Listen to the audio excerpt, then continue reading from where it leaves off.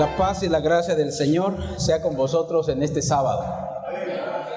Es muy grato y una bendición y un privilegio y responsabilidad, queridos hermanos y hermanas, estar delante de ustedes en esta congregación en Honduras. Reciban gratos saludos de los hermanos de México. El mensaje de Apocalipsis capítulo 14, 6 y 7 se le conoce como el mensaje del primer ángel y dice así la palabra del Señor.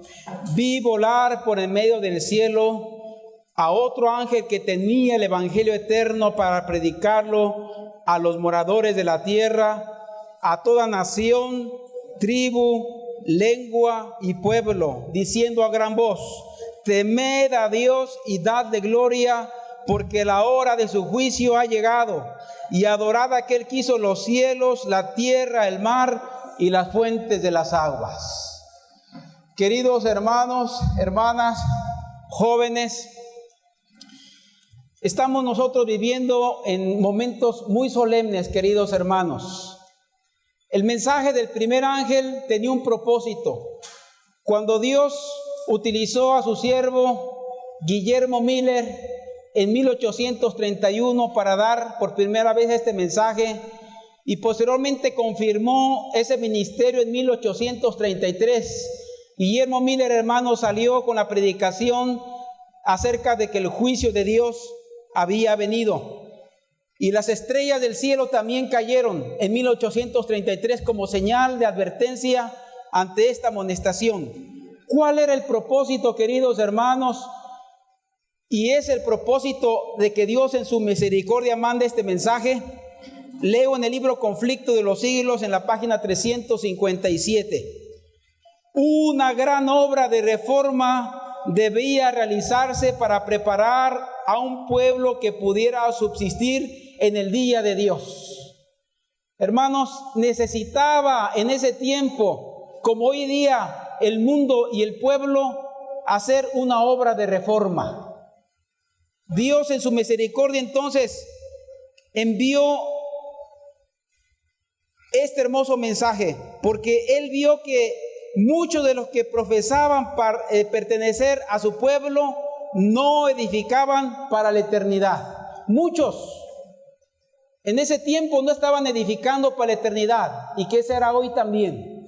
Y Dios entonces iba a despertar a los hermanos con un mensaje que había de despertar las conciencias, y en su misericordia iba a enviar una amonestación para despertarlos de su estupor e inducirlos a prepararse para la venida de su Señor. En ese tiempo, hermanos, 1833, la gente estaba confiando en el ser humano, en filosofías humanas. La gente había puesto las miradas en las cosas terrenas, y ahora debían elevar su pensamiento a las cosas eternas, al santuario celestial, acerca del juicio que había de venir. Y en su misericordia, hermanos, Dios amonestó a su iglesia. Hoy día también, hermanos, debemos hacer conciencia acerca de la amonestación que Dios envía a su pueblo. El libro de Apocalipsis capítulo 11, versículo 19, era lo que Dios deseaba que también el pueblo mirara, como Juan cuando se le reveló en el capítulo 11 de Apocalipsis, en su versículo 19. ¿Qué vio ahí Juan? El templo de Dios fue abierto en el cielo, y el arca de su pacto se veía en el templo. ¿Dónde vio el arca del pacto el apóstol Juan? Hubo relámpagos, voces, truenos, un terremoto y grande granizo. Queridos hermanos, Dios desea que miremos a la obra que se está realizando en el santuario celestial. El mensaje del primer ángel desea despertar las conciencias hablando de que acerca del juicio del cielo ha llegado. Temed a Dios y darle gloria, porque la hora de su juicio ha llegado. Juan, hermanos, vio acerca de ese santuario. No iba a ser aquí en la tierra, sino el santuario celestial. Y aquí Juan, hermanos, ve el arca. ¿Qué es lo que está ahí en el arca? ¿Qué más hay ahí? ¿Qué más? ¿Qué más?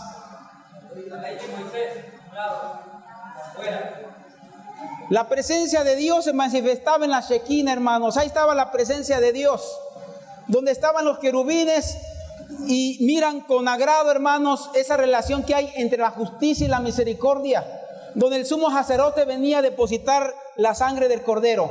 Pero, hermanos, vamos a centrarnos un poquito. El tiempo es muy corto, pero vamos a hablar acerca de lo que dice Daniel 7, 9 y 10 acerca del juicio que él vio también en visión. Vamos al libro de Daniel en relación al juicio investigador. ¿Cómo lo ve Daniel?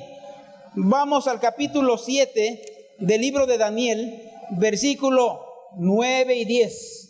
Dice aquí el profeta Daniel ahora en relación con el juicio investigador. Estuve mirando hasta que fueron puestos tronos. Se sentó un anciano de días cuyo vestido era blanco como la nieve, el pelo de su cabeza como el lana limpia, su trono como llama de fuego, las ruedas del mismo fuego ardiente. Un río procedía delante y salía de delante de él. Millares y millares le servían, millones de millones asistían delante de él. El juez se sentó y los libros. Queridos hermanos, aquí el profeta Daniel vio la escena de aquel juicio.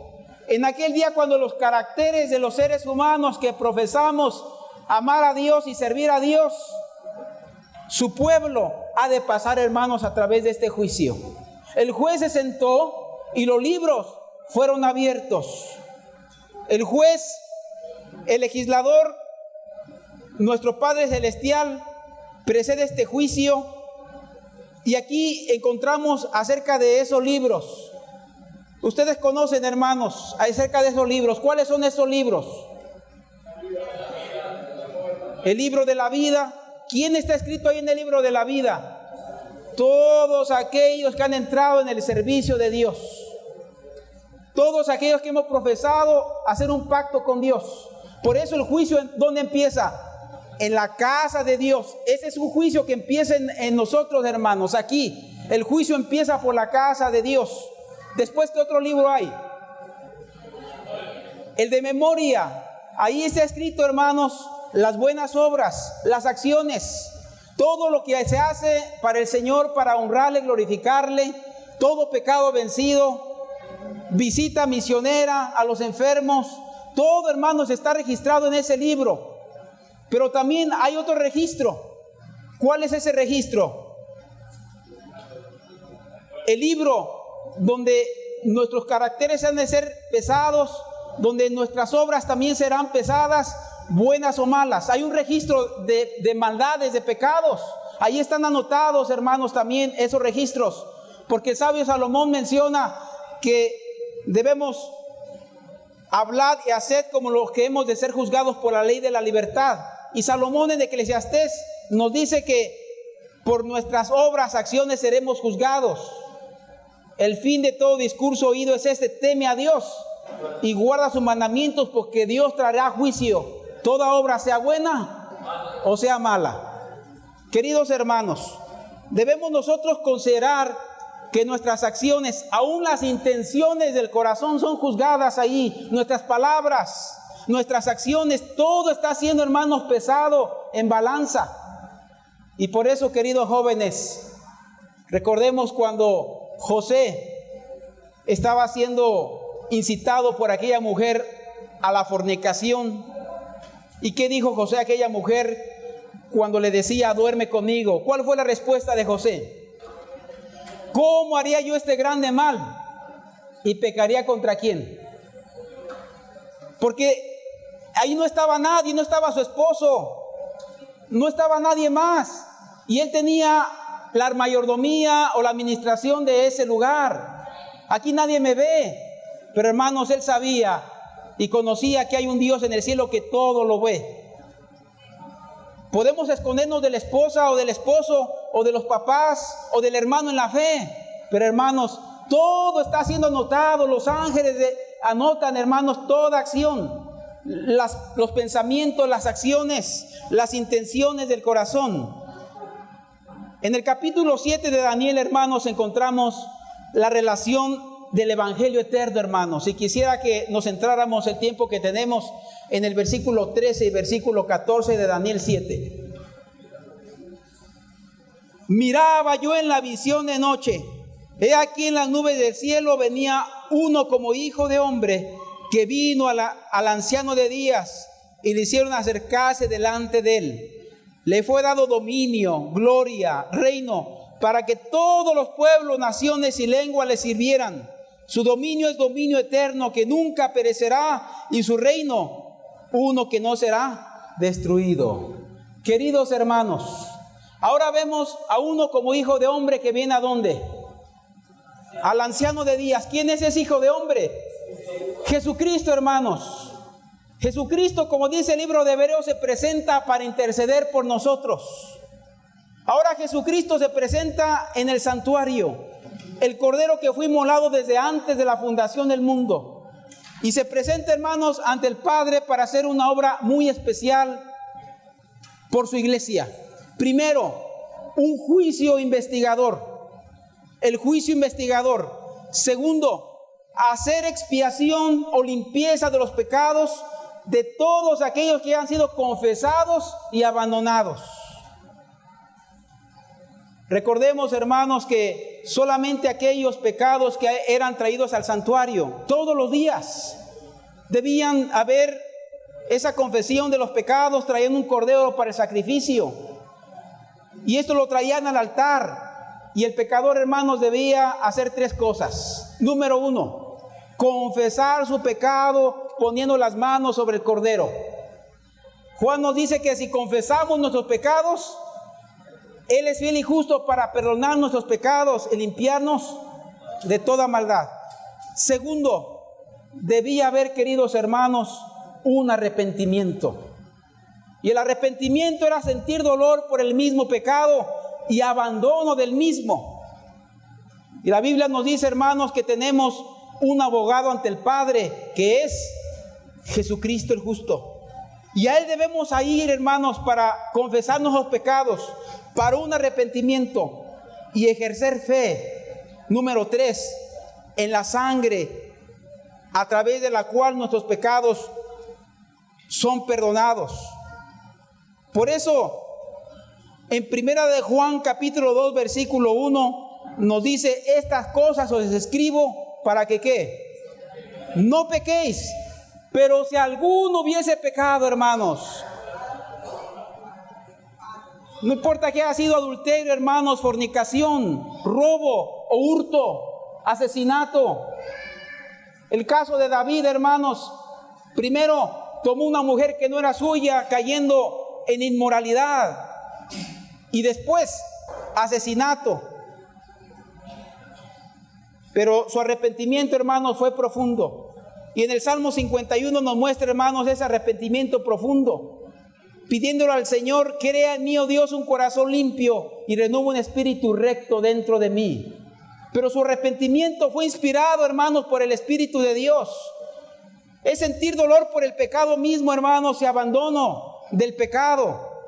Solamente esos casos son los que son considerados, hermanos, en el santuario.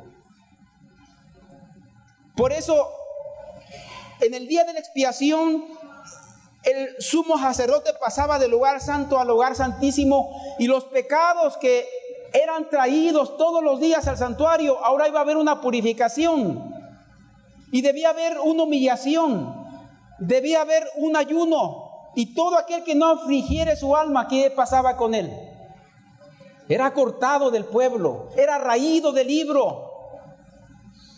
Vimos que hay el libro de pecados, hay el libro donde están registradas las buenas obras de memorias. Está la ley, que es la regla de este juicio, el carácter del Señor Jesucristo, el cual Dios nos invita a obtener.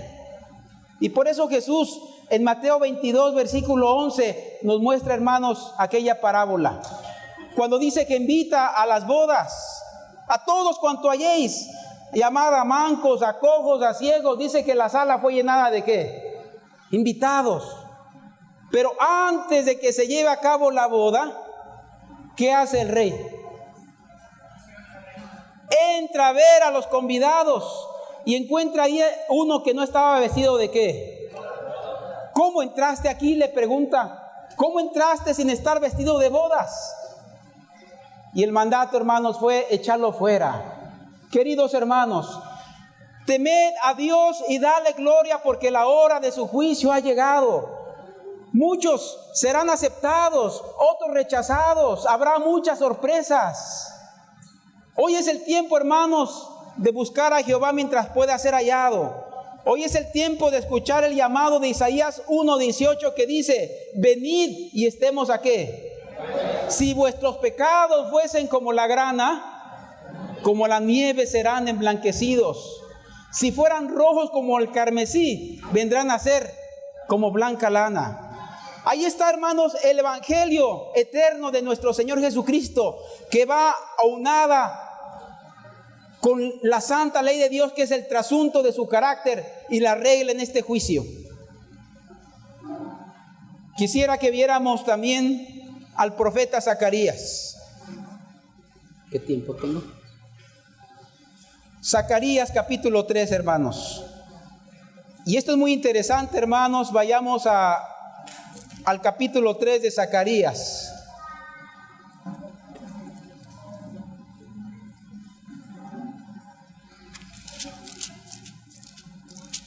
Y ahí encontramos nosotros, en resumen, lo que es, queridos hermanos, el juicio investigador. Y desde el versículo 1, dice aquí el profeta: me mostró al sacerdote Josué, el cual estaba delante del ángel de Jehová, y Satanás estaba a su mano derecha. ¿Para qué? Para acusarles, el acusador de nuestros hermanos. Y dijo Jehová a Satanás: Jehová te reprenda, oh Satán. Jehová, que ha escogido a Jerusalén, te reprenda. ¿No es este un tizón arrebatado del incendio? Todos aquellos hermanos que hemos entrado en el servicio de Dios, no porque seamos puros, sino porque hemos comprendido la enormidad del pecado y sus consecuencias, pero confiando en los méritos de Cristo Jesús y su sacrificio por nosotros, somos como tizones arrebatados del incendio. Y Josué estaba vestido de vestiduras viles y estaba delante del ángel que representa el pecado del pueblo, hermanos. Y habló el ángel y mandó a los que estaban delante de él diciendo: quítale esas vestiduras viles. Y a él le dijo: mira, he quitado de ti tu pecado y te he hecho vestir de ropas de gala. Queridos hermanos, es por la misericordia de Jehová que no somos consumidos, porque nunca decayeron sus misericordias, nuevas son cada mañana. Pero eso tiene un límite, queridos hermanos. El Señor nos invita en tiempo de gracia a poder entrar, hermanos, por la fe al santuario celestial, confesando, arrepintiéndonos, y la sangre de Jesús, hermanos, nos limpia de todo pecado. Quita esas vestiduras viles. Y le dijo: mira, he quitado de ti tu pecado y te he hecho vestir de ropas de gala. Queridos hermanos, pero la historia no termina ahí. No nada más es la misericordia que estaba allí en Juan, en la visión que vio en el capítulo 11, versículo 19 del Apocalipsis, sino veamos lo que sigue, hermanos, en el versículo número 5. Pongan mitra limpia sobre su cabeza. Pusieron mitra limpia sobre su cabeza y le vistieron de ropas, y el ángel de Jehová estaba en pie. Y el ángel de Jehová amonestó a Jehová diciendo: así dice Jehová de los ejércitos: si anduvieres por mis caminos, si guardares mis ordenanzas, y también tú gobernarás mi casa, también guardarás mis atrios, y entre estos que están aquí te daré lugar. Querido hermano, querida hermana, no solamente es la justicia que se nos otorga por la fe, que se nos imputa por la gracia de Dios y por la fe, que somos justificados por la fe, tenemos paz para con Dios por medio de nuestro Señor Jesucristo, sino también se nos imparte de la gracia de Dios y de su Espíritu para que andemos en sus mandamientos y los pongamos por obra. Amén. No nada más nos quedamos en el lugar santo, sino tenemos que pasar al lugar santísimo donde está Jesucristo, donde está el trono de Dios, donde ahora somos santificados a través de la práctica de la verdad por la gracia de Dios, no por nosotros mismos, sino con la ayuda de Cristo y de su Espíritu. Él pone su ley en nuestro corazón y haré que andéis en mis mandamientos y los pongáis por obra. El Señor nos bendiga, hermanos. Y aquí tenemos la seguridad en el capítulo 7 de Apocalipsis a la pregunta que se hace: ¿quiénes son estos que están vestidos de vestiduras blancas? Y él dijo: tú lo sabes, Señor, estos son los que han salido de gran tribulación y han lavado y emblanquecido sus ropas en la sangre del Cordero. El Señor les bendiga. Amén.